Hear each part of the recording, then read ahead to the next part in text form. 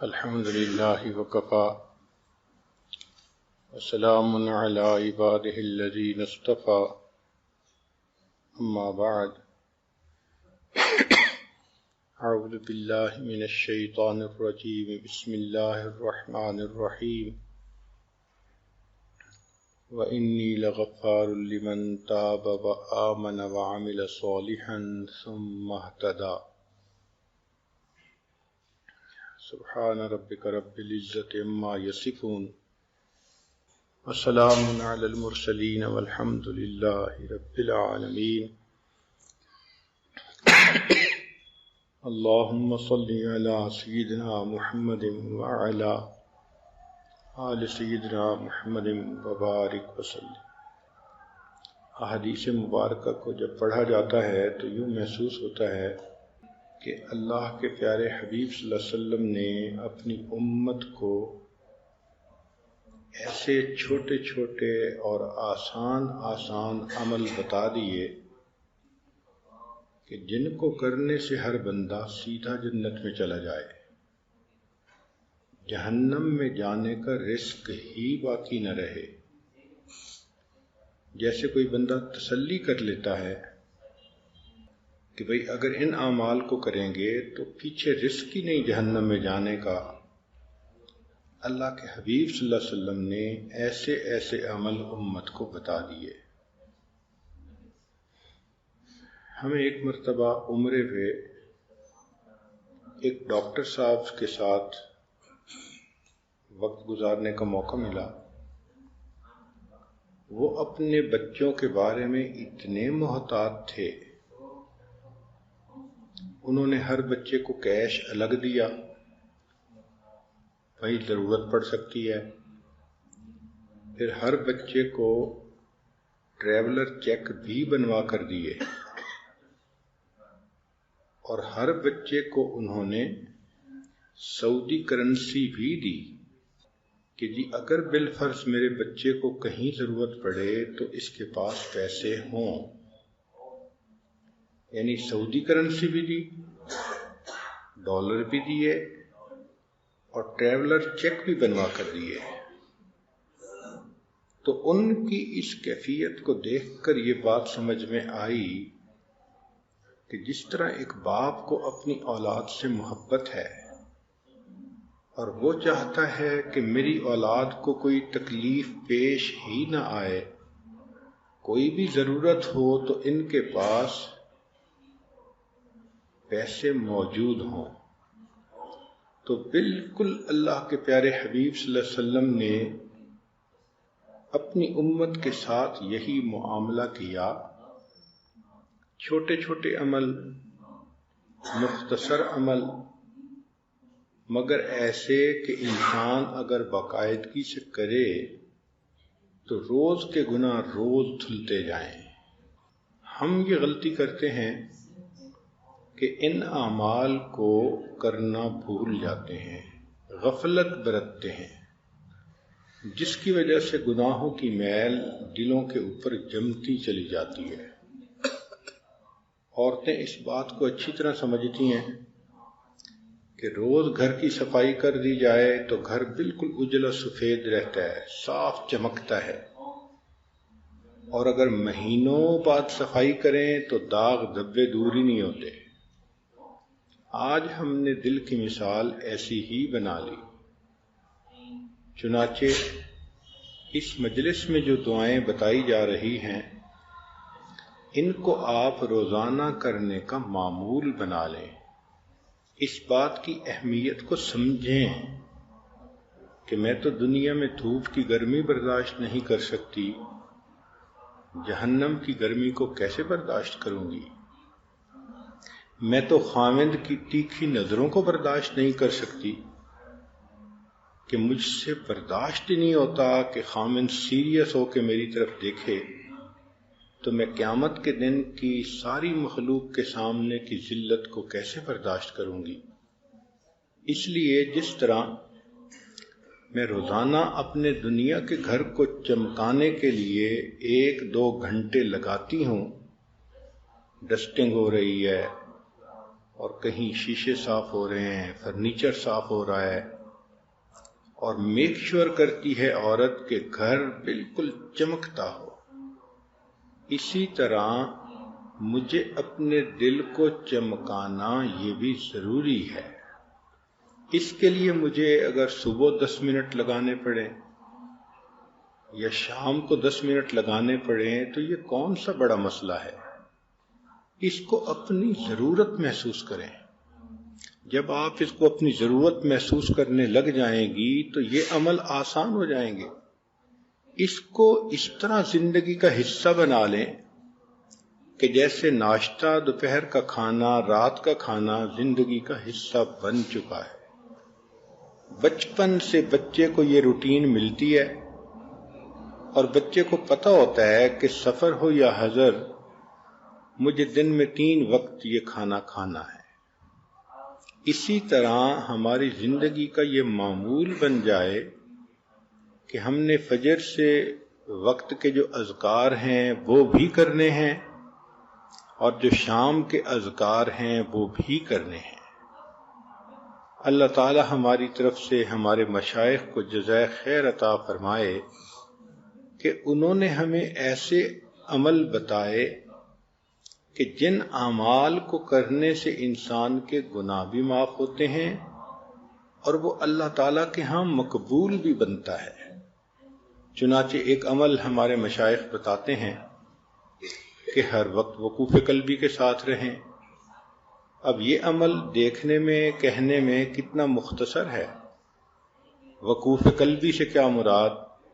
کہ دل کی توجہ اللہ کی طرف، دست بکار اور دل بیار، کہ انسان کے ہاتھ تو کام کاج میں مشغول مگر دل اللہ تعالیٰ کی یاد میں مشغول۔ اب اگر آپ مشق کر لیں اور آپ کی یہ کیفیت بن جائے کہ آپ سارا دن دنیا کے کام کاج بھی کریں، لوگوں سے بیٹھیں، گفتگو بھی کریں، مگر دل اللہ کی یاد میں لگا ہوا ہو، تو سبحان اللہ اس ایک عمل پر آپ کو کیا کیا اجر ملیں گے۔ ذرا توجہ سے سنیے۔ نبی علیہ السلام نے ارشاد فرمایا، عبداللہ ابن عمر رضی اللہ عنہ اس کے راوی ہیں کہ نبی علیہ السلام نے ارشاد فرمایا، ذاکر اللہ فی الغافلین مثل الشجرۃ الخضراء فی الشجر الیابس، کہ جو غافلین میں بیٹھ کے اللہ کا ذکر کرتا ہے وہ ایسا ہے جیسے کہ سوکھے درختوں کے اندر سرسبز درخت ہوتا ہے۔ چونکہ غفلت عام ہے تو آج کے زمانے میں اس فضیلت کو پانا بھی بہت آسان ہے۔ آپ گھر میں ذکر کریں گی تو غافلین میں بیٹھ کے ذاکر ہونے کی فضیلت، رشتہ داروں کے گھر جائیں گی، کسی مجلس میں جائیں گی تو عام طور پہ آپ دیکھیں گی کہ غفلت ہی غفلت ہے، جس وجہ سے یہ اجر پانا اور بھی آسان ہو گیا۔ اب ذرا غور کیجئے کہ جو بندہ غافلین میں بیٹھ کے ذکر کرتا ہے تو حدیث پاک میں ہے کہ وہ ایسے ہے جیسے کہ اندھیرے گھر کا چراغ ہوتا ہے۔ مثل مصباح فی بیت مظلم، ذرا سنیے حدیث مبارکہ کے الفاظ کہ غافلین میں بیٹھ کے اللہ کا ذکر کرنے والا ایسے جیسے اندھیرے گھر کے اندر ایک چراغ ہوتا ہے۔ پھر حدیث پاک میں فرمایا کہ جو غافلین میں بیٹھ کے ذکر کرتا ہے بلکہ ذاکر اللہ فی السوق، جو بازار سے گزرتے ہوئے اللہ کا ذکر کرتا ہے، لہو بکل شعرۃ نور یوم القیامہ، قیامت کے دن اس کو بدن کے ہر بال کے بقدر اللہ نور عطا فرمائیں گے۔ سبحان اللہ، کیا اجر ہے انسان کو جو مل رہا ہے کہ جو وجود اللہ کا ذکر کرتا ہے غافلین میں، اللہ تعالیٰ فرماتے ہیں قیامت کے دن بدن کے ہر بال کے بقدر نور عطا فرمائیں گے۔ پھر اگلی بات، وہ اور بھی زیادہ حیران کرنے والی کہ ذاکر اللہ فی الغافلین، جو ذکر کرتا ہے غافلین میں بیٹھ کے، یغفر لہ بعدد کل فصیح و اعجم، اس کو اللہ تعالی ہر انسان اور ہر حیوان کی تعداد کے برابر اجر عطا فرماتے ہیں۔ فصیح سے مراد بولنے والا انسان اور دوسرے سے مراد حیوان۔ اب ذرا ان کی تعداد کا اندازہ لگائیں کہ دنیا میں اس وقت کتنے انسان ہوں گے، بلینز میں ہوں گے، اور حیوان، اللہ اکبر۔ کیوں اس کو اس کے برابر اجر ملتا ہے؟ اس لیے کہ جو بندہ ذکر کرتا ہے اس کی وجہ سے قیامت ٹل جاتی ہے، اور چونکہ قیامت ٹل گئی تو انسان بھی محفوظ رہے، جانور بھی محفوظ رہے۔ اب سنیے اللہ رب العزت کی مہربانیاں کہ غافلین میں بیٹھ کے ذکر کرنے والے کو اللہ تعالی تمام دنیا کے انسانوں اور حیوانوں کے برابر اجر عطا فرماتے ہیں۔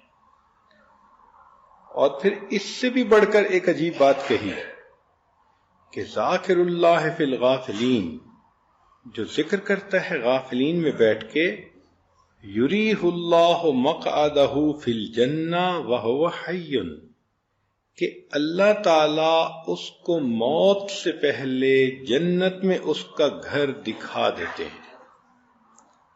اللہ اکبر کبیرہ، یہ کتنا بڑا اجر ہے کہ موت سے پہلے زندگی میں انسان اپنی جنت کا ٹھکانہ خود دیکھ لیتا ہے۔ اب بتائیے کہ یہ جو وقوف قلبی ہمیں مشائخ نے بتایا، اس ایک عمل پر یہ سارے اجر انسان کو نصیب ہو جاتے ہیں۔ اس اجر کو پڑھ کے تو جی چاہتا ہے کہ انسان زندگی میں ایک لمحہ بھی غافل نہ رہے۔ یوں اللہ رب العزت کی رحمتوں کو سمیٹے۔ چنانچہ جو بندہ اللہ رب العزت کے ذکر کے لیے اکٹھا ہوتا ہے تو وہ مجلس بھی اللہ کو پسندیدہ۔ ذرا غور کیجئے کہ ابو ہریرہ رضی اللہ تعالیٰ عنہ روایت کرتے ہیں، ان للہ ملائکۃ یطوفون فی الطرق یلتمسون اہل الذکر، اللہ تعالیٰ کے کچھ فرشتے ہیں، ان کی ڈیوٹی ہی یہی، کام ہی یہی کہ وہ ادھر ادھر پھرتے رہتے ہیں اور جہاں اللہ کا ذکر کرنے والے ملتے ہیں ان کو تلاش کرتے ہیں۔ فَإِذَا وَجَدُوا، جب وہ ان کو پا لیتے ہیں، قوما، ایسے لوگوں کو، یذکرون اللہ، جو اللہ کا ذکر کرنے کے لیے اکٹھے ہوتے ہیں، جیسے آج یہ محفل کہ آپ اللہ کی بات سننے کے لیے اپنے گھروں سے چل کے آئیں۔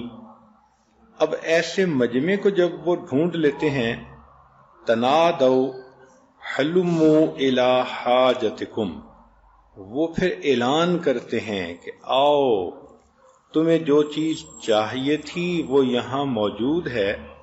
فیحفونہم بأجنحتہم الی السماء الدنیا، وہ ملائکہ اس مجمع کو گھیر لیتے ہیں، اپنے پروں سے ڈھانپ لیتے ہیں، حتیٰ کہ اس مجمع سے لے کے آسمان دنیا تک اکٹھے ہو جاتے ہیں۔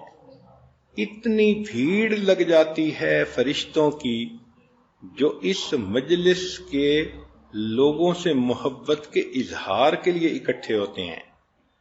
قال، نبی علیہ السلام نے فرمایا کہ جب وہ مجلس ختم ہوتی ہے اور یہ فرشتے اللہ تعالیٰ کے حضور پہنچتے ہیں تو اب اللہ تعالیٰ کو یہ بندے اتنے پسند کہ اللہ تعالیٰ ان سے، فرشتوں سے کارگزاری سنتے ہیں، اور جب آپ کو کہیں محبت ہو اور وہاں کی کوئی بات سنائے تو آپ پوری ڈیٹیل سننا چاہیں گی۔ مثال کے طور پہ جس بچی کی کا نکاح ہوا، رخصتی نہیں ہوئی، اگر اس کی والدہ جائے اس کے سسرال کے گھر تو واپسی پہ وہ اپنی ماں سے صرف ایک بات نہیں سنتی، میں گئی تھی، انہوں نے کھانا کھلایا، میں واپس آ گئی، نہیں، کہے گی امی ذرا بتاؤ ساس نے کیا کیا، میرا سسر کیسا ہے، ہونے والا خاوند کیسا ہے، انہوں نے یہ کیا کیا۔ اب چونکہ محبت کا تعلق ہے تو اس کو کارگزاری کی تفصیل چاہیے، ایک ایک چیز کھول کھول کے پوچھے گی۔ اللہ رب العزت کو چونکہ ذکر کرنے والے بندوں سے محبت ہے تو اللہ تعالی اس مجلس کی کارگزاری کو کھول کھول کے سنتے ہیں، ایک ایک بات۔ اب ذرا آگے حدیث پاک کے الفاظ سن لیجئے تو آپ کو پتہ چل جائے گا۔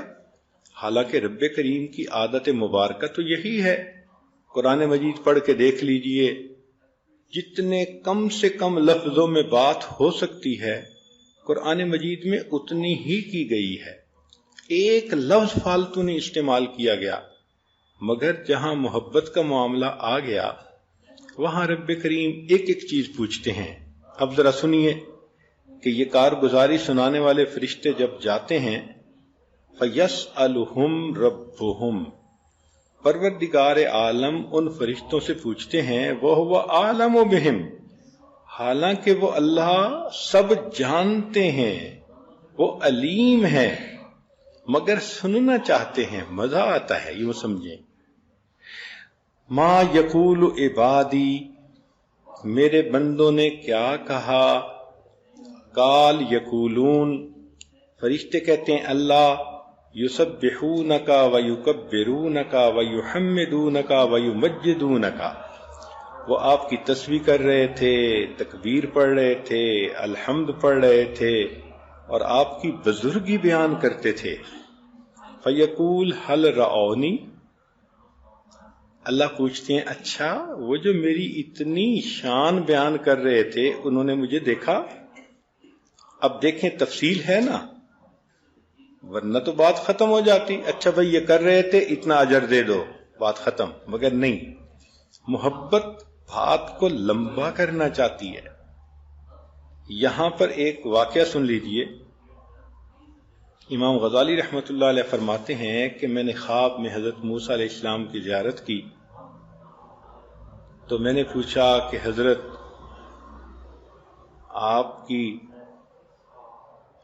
آپ کا تذکرہ قرآن مجید میں، تو انہوں نے پوچھا کہ تم کون ہو؟ تو میں نے پھر اپنی تفصیل بتانی شروع کی کہ میرے والد کا نام یہ، ان کا نام یہ، ان کا نام یہ، لمبا کام۔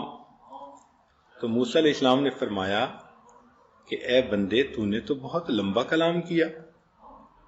تو میں نے خواب میں جواب دیا کہ حضرت اللہ تعالیٰ نے آپ سے یہ پوچھا تھا وَمَا تِلْكَ بِيَمِينِكَ يَا موسیٰ، اے موسیٰ علیہ السلام آپ کے دائیں ہاتھ میں کیا ہے؟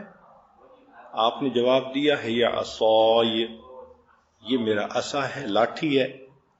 تو اتنا جواب کافی تھا، مگر آپ نے تو بات لمبی کرتے ہوئے کہا اتوکأ علیہا واحش بہا علی غنمی ولی فیہا معارب اخری، تو یہ اتنی تفصیل کرنے کی کیا ضرورت تھی؟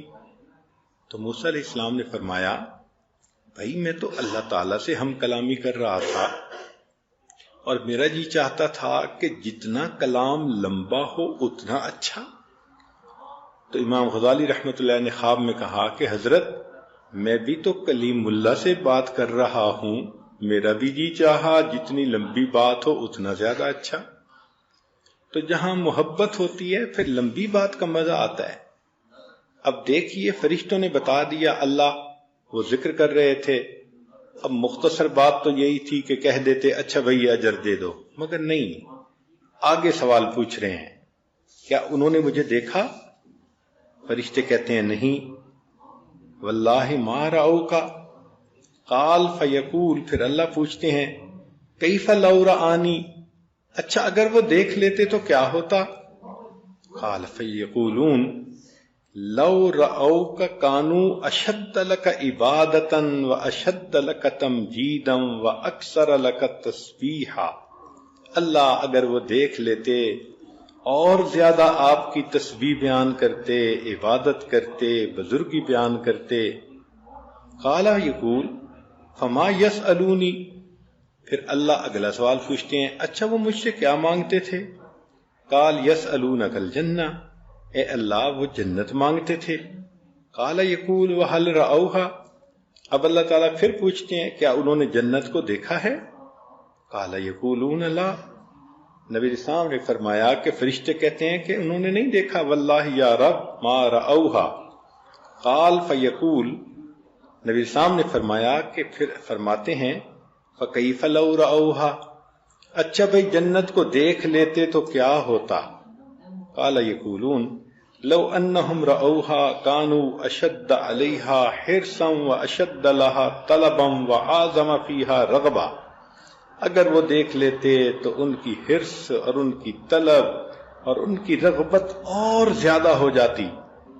قال فمما یتعوذون، اچھا بھئی بتاؤ وہ کس چیز سے پناہ مانگ رہے تھے؟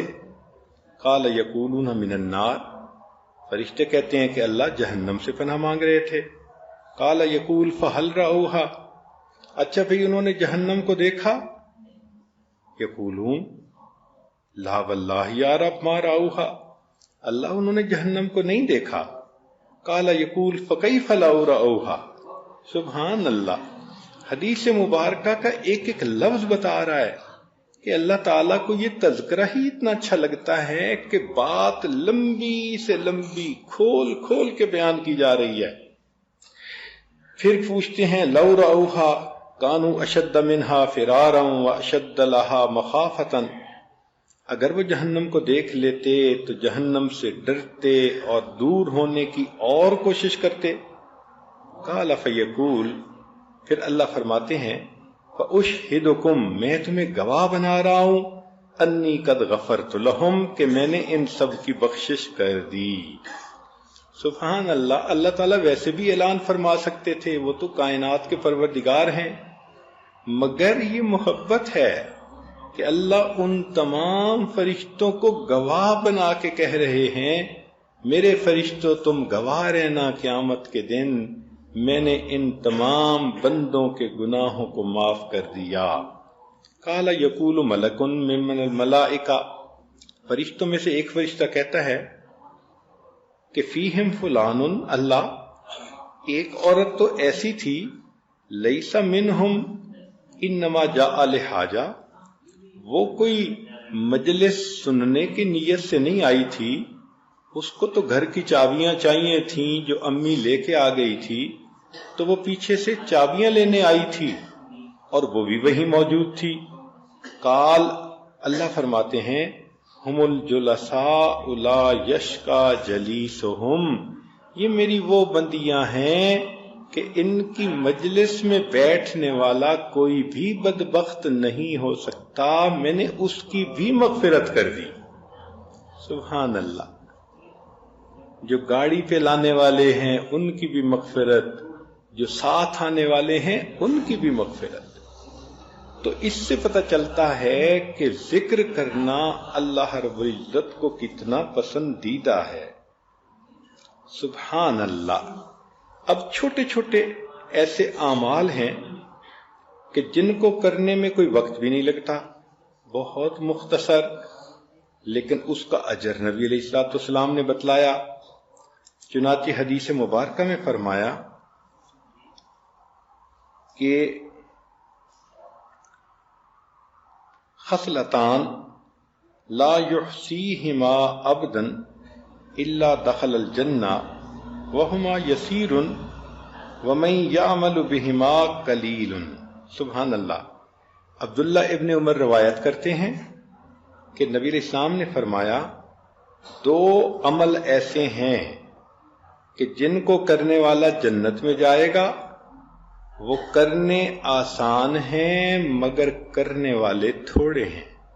اللہ اکبر، کیا حاذق طبیب تھے اللہ کے پیارے حبیب صلی اللہ علیہ وسلم۔ آپ جانتے تھے کہ انسان کی فطرت ہے، وہ کرنے میں سستی کرتا ہے، تو دیکھو کہ اس عمل کی وجہ سے جنت میں داخلہ ملتا ہے، اور پھر کرنے والے تھوڑے. وہ کیا ہے؟ ان میں سے ایک عمل یسبح اللہ احدکم دبر کل صلاۃ 10 کہ تم میں سے ہر بندہ نماز پڑھنے کے بعد 10 مرتبہ سبحان اللہ پڑھے، 10 مرتبہ الحمدللہ پڑھے، 10 مرتبہ اللہ اکبر پڑھے. تو اگر اس نے 30 مرتبہ یہ پڑھا تو 5 نمازوں میں 150 ہو گئے.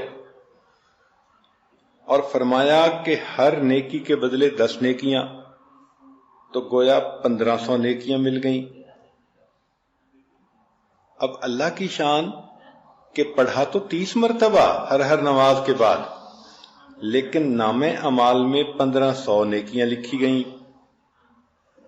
پھر نبی علیہ الصلوۃ والسلام نے فرمایا کہ اس کو اگر انسان اس طرح سے کرے گا تو اللہ رب العزت اس کو جنت میں داخل فرمائیں گے.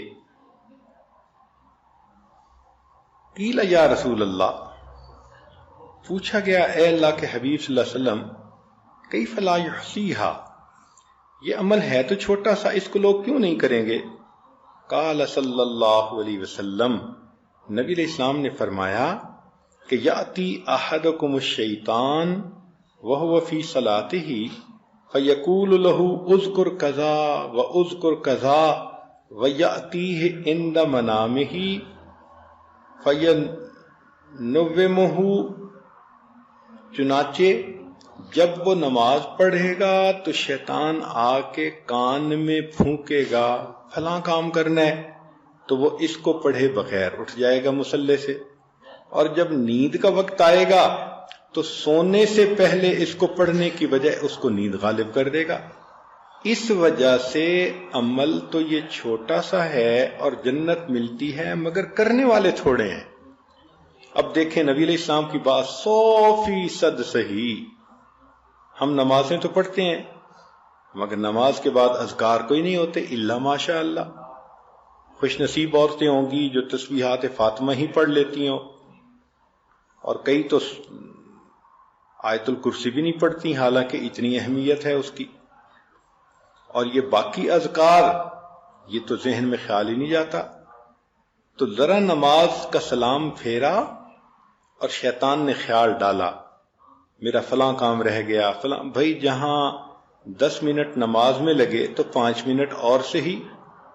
تو تسلی کے ساتھ نماز کے بعد کے ان اذکار کو کرنا چاہیے تاکہ اللہ تعالیٰ اس کے بدلے ہمیں جنت عطا فرما دے.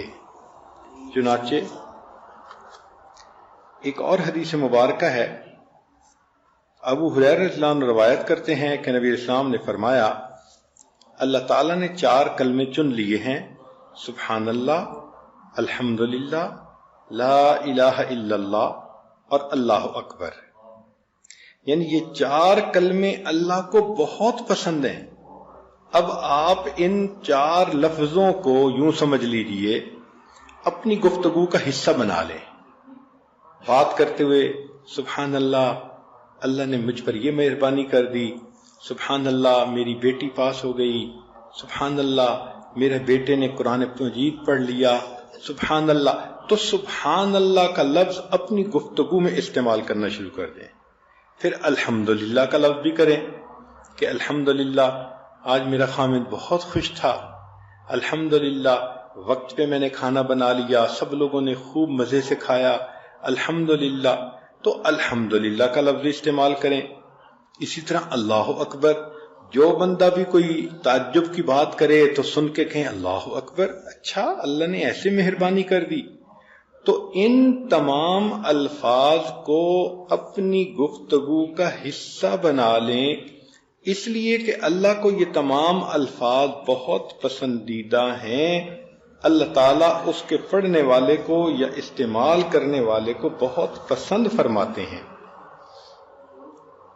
چنانچہ نبی علیہ الصلوۃ والسلام نے ارشاد فرمایا کہ جو بندہ کلمہ پڑھتا ہے، ذرا توجہ سے سنیے گا بات، کہ جو بندہ اخلاص کے ساتھ کلمہ پڑھتا ہے، اذا قال العبد المسلم لا الہ الا اللہ خرقت السماوات حتی تقف بین یدی اللہ، آسمان کے دروازے کھل جاتے ہیں، پھٹ جاتا ہے آسمان، اور یہ کلمہ سیدھا اللہ تعالی کے حضور پہنچتا ہے۔ فیقول اسکنی، اللہ اس کلمے کو کہتے ہیں ٹھہر جا۔ فتقول، کلمہ کہتا ہے کیف اسکن ولم یغفر لقائلی، اللہ میں کیسے ٹھہروں کہ جس بندے نے مجھے پڑھا ابھی تک اس بندے کی مغفرت ہی نہیں ہوئی۔ فیقول، اللہ فرماتے ہیں ما اجریتک علی لسانہ الا وقد غفر لہ، میں نے تمہیں اس بندے کی زبان پہ جاری ہی اسی لیے کیا تھا کہ میں نے اس بندے کی مغفرت کرنی تھی۔ اللہ اکبر کبیرہ، لا الہ الا اللہ کے پڑھنے پر بندے کی مغفرت۔ اب ہمارے مشائخ اسباق دیتے ہوئے بتاتے ہیں کہ تحلیل کا سبق دن میں کم از کم 3000 مرتبہ کریں۔ اب جو عورت دن میں 3000 مرتبہ چلتے پھرتے زبان سے لا الہ الا اللہ لا الہ الا اللہ لا الہ الا اللہ پڑھتی رہے، تو بتائیں ہر دفعہ پڑھنے پر اگر کلمہ بخشش کی خوشخبری دلواتا ہے تو 3000 دفعہ پڑھنے والی کو کتنی خوشخبریاں ملیں گی۔ سبحان اللہ۔ اور کرنے والے تو ماشاءاللہ بہت کرتے ہیں۔ ہمارے ہی جماعت کے بعض مرد اور عورتیں 7000 مرتبہ کلمہ پڑھتے ہیں، 10000 مرتبہ کلمہ پڑھتے ہیں۔ ایک اللہ کی بندی تو ایسی ہے، فون کرتی ہے کہ حضرت میرے بیٹے بیٹیوں کی شادی ہو گئی، خامد بزنس پہ چلا جاتا ہے، میں گھر میں فارغ ہوتی ہوں، مجھے آپ اور عمل بتائیں۔ میں نے کہا بھئی 10000 مرتبہ کلمہ پڑھ لو۔ فون کر کے کہنے لگی حضرت اور بتائیں۔ میں نے کہا زیادہ کر لو۔ کتنا؟ میں نے کہا 20000 دفعہ۔ چنانچہ اس نے 20000 دفعہ کلمہ شروع کیا۔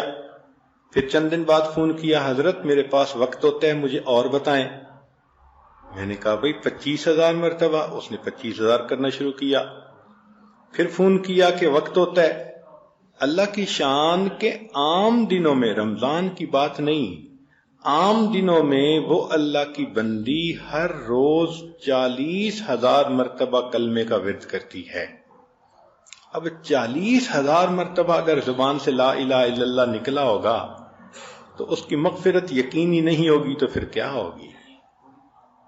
آج کتنی عورتیں ہیں کہ جن کی یہی کیفیت ہے کہ بچوں کی شادیاں ہو گئیں، وہ گھر میں ہوتی ہیں، فارغ بھی ہوتی ہیں، مگر زبان نہیں کھلتی، اللہ کا کلمہ زبان پہ جاری نہیں ہوتا، یا تو پتہ نہیں ہوتا، اور اگر پتہ ہوتا ہے تو غفلت ہوتی ہے۔ تو ہم تو اگر چاہیں تو دنیا میں ایسے عمل کر سکتے ہیں کہ مومن کا جنت میں جانا یقینی بن جائے۔ میں بار بار یہ بات عرض کر رہا ہوں کہ ایسی زندگی گزاریں کہ جہنم میں جانے کا رسک ہی نہ رہے پیچھے، ایسی زندگی ہو، ایسے اعمال ہوں، ایسی نیکیاں ہوں، اللہ کو اتنی پسندیدہ زندگی ہو کہ دنیا میں اللہ اس کو جنت کا گھر دکھا دے۔ میرے بندے، میں نے تیرے لیے مہمان نوازی کے لیے یہ جگہ تیار کر رکھی ہے۔ یہ ہوئی نا زندگی۔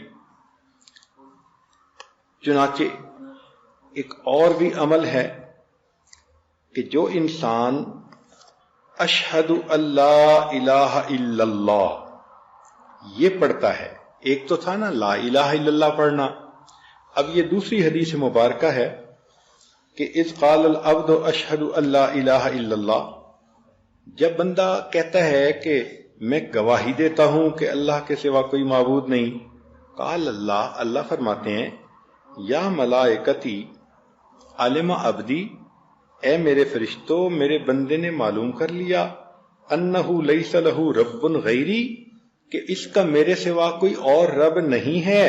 اشہدکم، دیکھیں اس نے میری ربوبیت کی گواہی دی، میں تمہیں گواہ بنا کے کہتا ہوں قد غفرت لہ، میں نے اس بندے کے گناہوں کو معاف کر دیا۔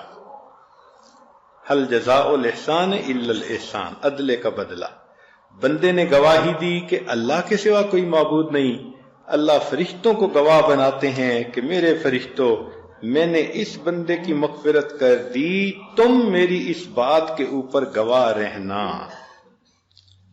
اور ایک حدیث مبارکہ میں معاذ بن جبل رضی اللہ عنہ فرماتے ہیں کہ نبی علیہ السلام نے فرمایا ما من نفس تموت، کوئی ایسا بندہ نہیں جو فوت ہو وہی تشہد اللہ الہ الا اللہ و انی رسول اللہ، اور وہ موت کے وقت کلمہ پڑھے کہ میں گواہی دیتا ہوں اللہ کے سوا کوئی معبود نہیں اور نبی علیہ السلام ان کے رسول ہیں، یرجع ذلک الی قلب موقن الا غفر اللہ لہ، تو اللہ تعالی صدق دل کے ساتھ اس گواہی پر اس بندے کے گناہوں کی، تمام زندگی کے گناہوں کی مغفرت فرما دیتے ہیں۔ تو جو بندہ زندگی میں بار بار کلمہ پڑھتا ہوگا تو موت کے وقت اسی کی زبان پہ کلمہ جاری ہوگا نا۔ نبی علیہ السلام نے فرمایا کما تعیشون تموتون، تم جس حال میں زندگی گزارو گے تمہیں اسی حال میں موت آئے گی۔ تو جو خاتون روزانہ 3000 5000 7000 دفعہ کلمہ پڑھ رہی ہے، یہ کیسے ممکن ہے کہ موت کے وقت اس کو پھر کلمہ یاد نہ آئے؟ کلمہ تو خود بخود اس کی زبان سے نکلے گا۔ سبحان اللہ۔ اب ایک حدیث پاک میں نبی علیہ الصلوۃ والسلام نے تیسرے کلمے کی تفصیل بتائی۔ ابو الدرداء رضی اللہ عنہ راوی ہیں کہ نبی علیہ السلام نے فرمایا قل سبحان اللہ والحمد للہ ولا الہ الا اللہ واللہ اکبر ولا حول ولا قوۃ الا باللہ، کہ تم یہ تیسرا کلمہ پڑھو فإنہن الباقیات الصالحات، یہ باقی رہنے والی نیکیاں ہیں، وَهُنَّ يَحْطُطْنَ الْخَطَايَا، اور یہ ایسی نیکیاں ہیں کہ ان کے بدلے گناہ اس طرح مٹائے جاتے ہیں کما تحط الشجرۃ ورقها، جس طرح کے خزاں کے موسم میں درخت کے پتے جھڑ جاتے ہیں۔ اب بتائیے، تیسرا کلمہ پڑھنے سے ایسے گناہ جھڑتے ہیں جیسے کہ پت جھڑ کے موسم میں درختوں کے پتے جھڑ جاتے ہیں۔ وَهُنَّ مِن كُنُوزِ الْجَنَّةِ، اور یہ جنت کے خزانوں میں سے ہے۔ سبحان اللہ۔ تو تیسرا کلمہ پڑھنا کون سا اتنا مشکل ہے؟ جو بندہ چاہے وہ بڑے آرام سے پڑھ سکتا ہے۔ اور ایک اور حدیث مبارکہ میں رافع رضی اللہ عنہ فرماتے ہیں کہ نبی علیہ الصلوۃ والسلام نے فرمایا کہ ایک خاتون آئی، سلمہ اس کا نام تھا، انہا قالت، وہ کہنے لگی یا رسول اللہ، اے اللہ کے حبیب صلی اللہ علیہ وسلم، اخبرنی بکلمات ولا تکثر علیہ، مجھے کچھ پڑھنے کو بتائیں مگر زیادہ نہ بتائیں، میں زیادہ نہیں پڑھ سکتی۔ قال قولی، نبی السلام نے فرمایا تم کہو اللہ اکبر 10 مرات، 10 مرتبہ اللہ اکبر کہو۔ یقول اللہ، اللہ فرماتے ہیں ھذا لی، یہ میرے لیے ہے۔ وقولی سبحان اللہ 10 مرات، 10 مرتبہ سبحان اللہ کہو۔ یقول اللہ ھذا لی، اللہ فرماتے ہیں یہ میرے لیے ہے۔ وقولی اللہم اغفر لی، اور پھر تیسری مرتبہ کہنا اللہ میری مغفرت فرما دے۔ یقول قد فعلت، اللہ فرماتے ہیں میں نے تمہارے گناہوں کی مغفرت کر دی۔ اب یہ کتنا آسان عمل ہے، 10 مرتبہ سبحان اللہ کہنا، 10 مرتبہ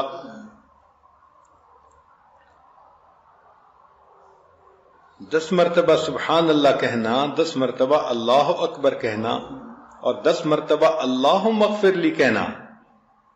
اور مزے کی بات یہ کہ 10 مرتبہ جب تم کہو گی فتقولین 10 مرارا یقول قد فعلت، ہر مرتبہ تم اللہم اغفر لی کہو گے تو ہر مرتبہ اللہ فرمائیں گے میں نے تیری مغفرت کر دی۔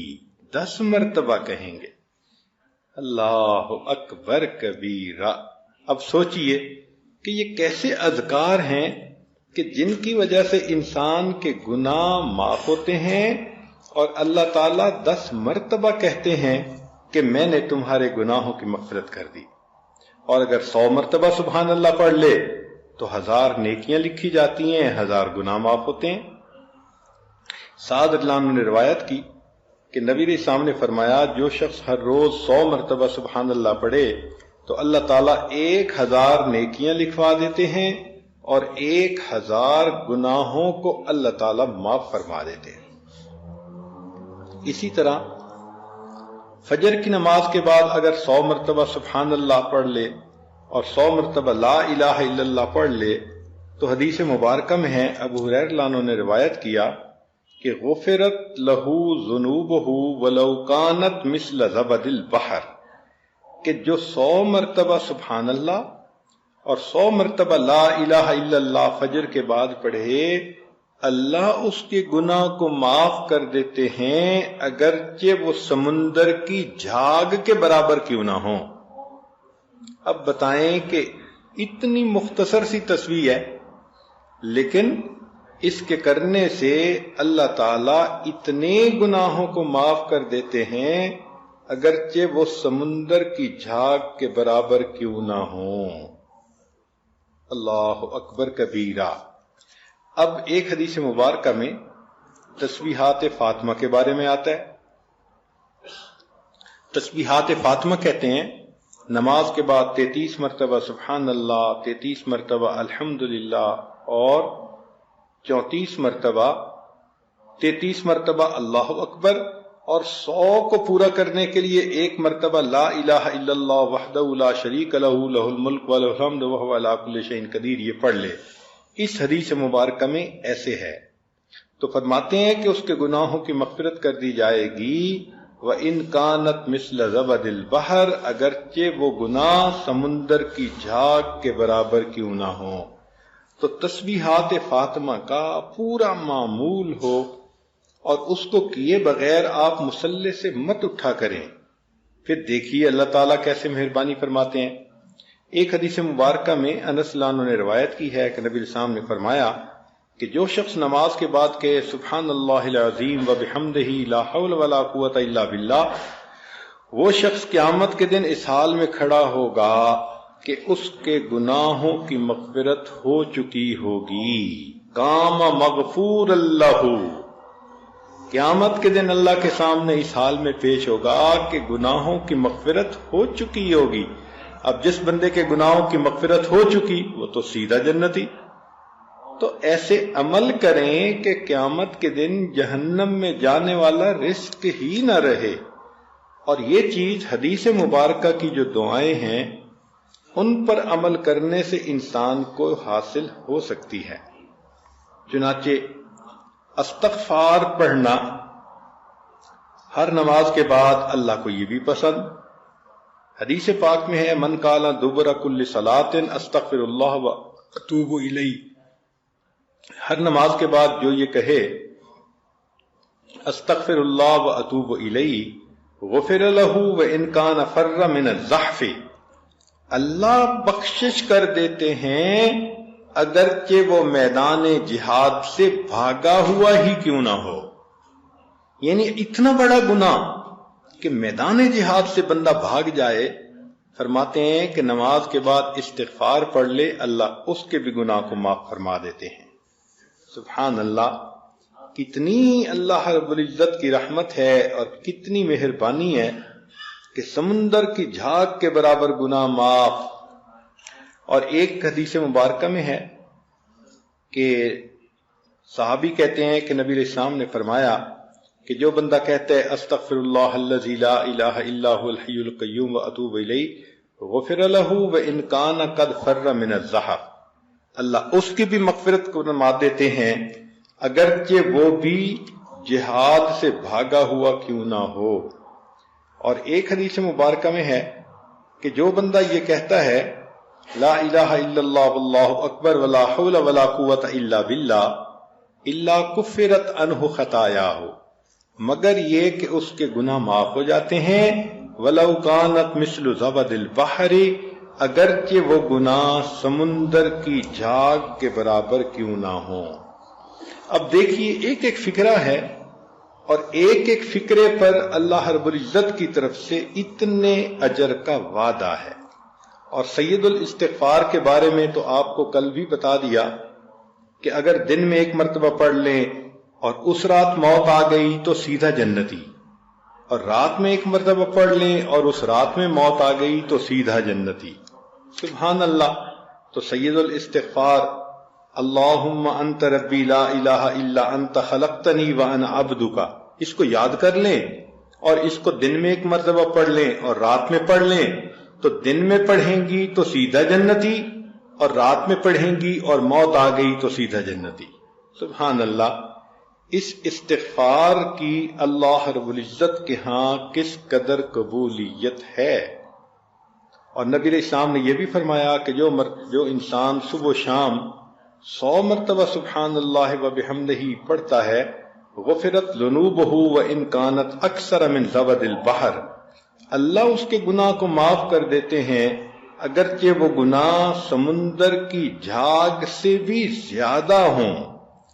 دیکھیں پہلی حدیثوں میں ہے کہ سمندر کی جھاگ کے برابر کیوں نہ ہو، اور اس حدیث پاک میں ہے کہ سبحان اللہ و بحمدہ 100 مرتبہ پڑھ لینے سے اللہ گناہ معاف کرتے ہیں، وَإِن كَانَتْ أَكْثَرَ مِنْ زَبَدِ الْبَحْرِ، اگرچہ وہ سمندر کی جھاگ سے زیادہ ہی کیوں نہ ہوں۔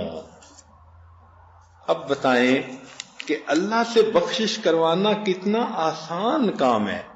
اللہ تعالیٰ بھی چاہتے ہیں کہ میرے محبوب کے امتی جو خطائیں کر بیٹھتے ہیں تو یہ زبان کھولیں، کچھ تو بولیں، تاکہ اس کو بہانہ بنا کے میں ان کے گناہوں کو معاف کر دوں۔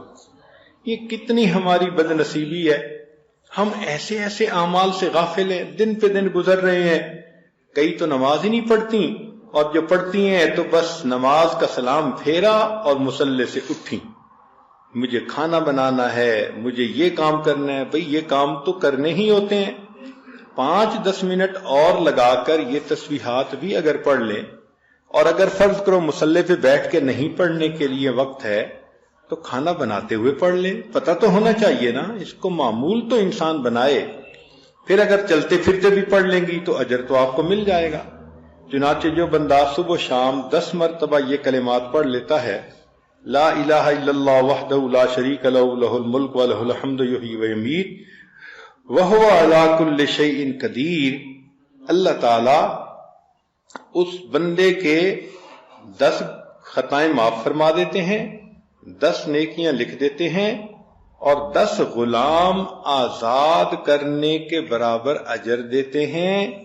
اور اگلی مزے کی بات کہ اللہ تعالیٰ اس کی شیطان سے حفاظت فرماتے ہیں۔ اب بتائیں یہ کتنا مزے کا عمل ہے کہ ہم اگر صبح شام 10 مرتبہ یہ پڑھ لیں تو اللہ کی حفاظت میں آ جائیں گے، شیطان بدبخت ہم سے کوئی ایسا گناہ نہیں کروا سکے گا کہ وہ ہمیں اللہ سے دور کر دے، اللہ کی حفاظت ہوگی۔ اب دیکھیں آپ چاہتی ہیں کہ اللہ تعالیٰ کی میرے اوپر حفاظت ہو، تو 10 مرتبہ یہ کلمات پڑھنے سے اللہ کی حفاظت میں آ جائیں گی، اللہ تعالیٰ شیطان بدبخت سے محفوظ فرمائیں گے۔ یہ اللہ رب العزت کا کتنا بڑا کرم اور کتنا بڑا احسان ہے۔ اب ذرا اور باتیں سن لیجئے۔ سبحان اللہ، سبحان اللہ۔ نبی علیہ السلام نے ارشاد فرمایا کہ جو بندہ صبح اور شام یہ کلمہ پڑھ لے، یہ فقرہ پڑھ لے، ربی اللہ لا اشرک بہ شیئا واشہد ان لا الہ الا اللہ، تو اللہ تعالیٰ اس کے پچھلے سب گناہوں کی مغفرت فرما دیتے ہیں۔ اب صبح شام یہ فقرہ پڑھنا کتنا مشکل ہے بھائی، ربی اللہ لا اشرک بہ شیئا واشہد ان لا الہ الا اللہ، اتنا سا فقرہ پڑھنے پر اللہ تعالیٰ گناہوں کو معاف فرما دیتے ہیں۔ اور دوسری حدیث میں ہے کہ جو شخص صبح شام یہ پڑھ لے، اللہم انی اصبحت اشہدک و اشہد حملۃ عرشک و ملائکتک و جمیع خلقک انک انت اللہ لا الہ الا انت و ان محمدا عبدک و رسولک، اللہ فرماتے ہیں کہ اس دن جو گناہ سرزد ہوئے وہ بھی معاف، اور اس رات جو گناہ سرزد ہوئے وہ بھی معاف۔ آپ دیکھیں نا کہ بچے کو آپ روزانہ صبح اور شام ٹوتھ پیسٹ کرنے کی کتنی اہمیت بتاتی ہیں کہ بچے رات کو سونے سے پہلے بھی دانتوں کو صاف کر لو اور صبح اٹھتے ہی اپنے دانتوں کو صاف کر لو، یہ بہت ضروری ہے۔ تو بھائی اگر منہ کا صاف کرنا اتنا ضروری کہ شام کو بھی ٹوتھ پیسٹ کرو صبح بھی کرو، تو کیا دل کو صاف کرنا ضروری نہیں ہے؟ آپ حیران ہوں گی کہ اس فقرے کے پڑھنے سے پورے دن کے گناہ معاف اور رات کو پڑھنے سے پوری رات کے گناہ معاف۔ تو بچوں کو بتائیں کہ بچوں یہ فقرہ پڑھے بغیر تم نے صبح نہیں کرنی اور یہ فقرہ پڑھے بغیر تم نے نیند نہیں کرنی۔ جب یوں کہیں گی تو بچوں کے دل منور ہوں گے، بچے آپ کے نافرمان نہیں بنیں گے، نمازوں میں کوتاہی نہیں کریں گے، بچے تعلیم کے معاملے میں آپ کو ٹف ٹائم نہیں دیں گے۔ ہم خود تو بچوں کو وہ عمل بتاتے نہیں، اور جب بچے بگڑتے ہیں تو پھر بیٹھ کے آنسو بہانے کے سوا کوئی کام نہیں ہوتا۔ تو اللہ تعالی ہمیں یہ نبی علیہ الصلوۃ والسلام نے جو امت کو ہیرے موتی دیے، ان سے فائدہ اٹھانے کی توفیق عطا فرما دے۔ چنانچہ نبی علیہ الصلوۃ والسلام نے ایک اور بات فرمائی کہ جو شخص 3 مرتبہ یہ کلمہ پڑھے فجر کے بعد اور عصر کے بعد 3 مرات 3 مرتبہ، استغفر اللہ الذی لا الہ الا هو الحی القیوم واتوب الیہ، کفرت عنہ ذنوبہ وان کان مثل زبد البحر، اللہ اس کے گناہ کو معاف کر دیتے ہیں اگرچہ وہ سمندر کی جھاگ کے برابر کیوں نہ ہوں۔ اب آج کی اس مجلس کی آخری حدیث مبارکہ ذرا سن لیجئے کہ فجر اور عصر کے بعد جو بندہ یہ پڑھے لا الہ الا اللہ وحدہ لا شریک لہ لہ الملک ولہ الحمد وہو حی لا یموت بیدہ الخیر وہو علی کل شیء قدیر، تو سنیے کہ نبی علیہ السلام نے ارشاد فرمایا اس بندے کو اللہ تعالیٰ 10 نیکیاں عطا فرماتے ہیں، 10 گناہ معاف کرتے ہیں اور جنت میں اس کے 10 درجے بلند کرتے ہیں، اور پورا دن اللہ تعالی شیطانی حملوں سے اس کی حفاظت فرماتے ہیں۔ اب یہ جو خوشخبری ہے یہ تو ہم پہلے حدیثوں میں بھی سن چکے، مگر اس حدیث میں ایک خاص بات ہے۔ امام نسائی رحمت اللہ علیہ نے اسی حدیث کی روایت کی تو وہ فرماتے ہیں کہ 10 غلام آزاد کرنے کا ثواب بھی ملتا ہے، اور امام ترمذی رحمت اللہ علیہ نے بھی یہ حدیث نقل کی اور وہ فرماتے ہیں کہ اس کلمے کو پڑھنے سے فجر اور عصر کے بعد 10 ایسی نیکیاں کہ جو جنت کو واجب کر دیتی ہیں، اور 10 ایسے گناہ معاف کہ جو تباہ کرنے کے لیے کافی تھے، اور 10 مومن غلام آزاد کرنے کا ثواب ملتا ہے۔ اللہ اکبر کبیرہ، واقعی اللہ کے حبیب صلی اللہ علیہ وسلم نے کوئی چانس ہی نہیں چھوڑا کہ اگر ان کا امتی یہ اعمال کرتا رہے تو وہ قیامت کے دن کی شرمندگی اٹھانے والا ہو۔ میک شور کیا ہے نبی علیہ السلام نے کہ میرے امتی کو تو کوئی پریشانی آنی ہی نہیں چاہیے، بس یہ ادھر آنکھیں بند ہوں، قبر جنت کا باغ بنے، اللہ کے حضور قیامت کے دن یہ کھڑا ہو، عرش کا سایہ نصیب ہو، خوشبو کے ٹیلوں پر یہ سیر کرے جب تک لوگ حساب کتاب سے فارغ نہیں ہوتے، اور جب حساب کتاب ہو جائے اور میں جنت میں داخل ہوں تو میرا یہ بندہ میرے قدموں میں جگہ پائے۔